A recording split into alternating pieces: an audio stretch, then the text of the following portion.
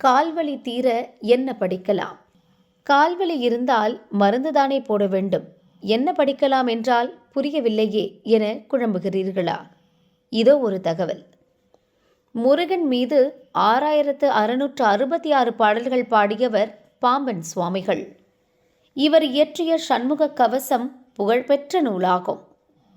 கந்த சஷ்டி கவசம் போல இது பயமும் நோயும் தீர்க்கும் மருந்து என்றால் மிகையல்ல.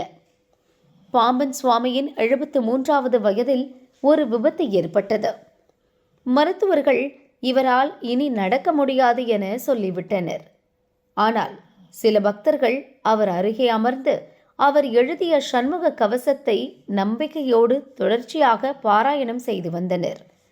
சீருடை கணைக்கால் தன்னை சீரலை வாய்த்தே என்ற பாடலை பாடியபோது சுவாமியின் கால்கள் குணமானது.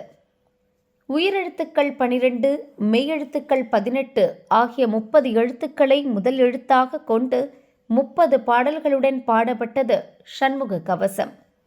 தினமும் 6 முறை இந்த கவசத்தை பாடினால் எத்தகைய நோயும் குணமாகும் என்பர்.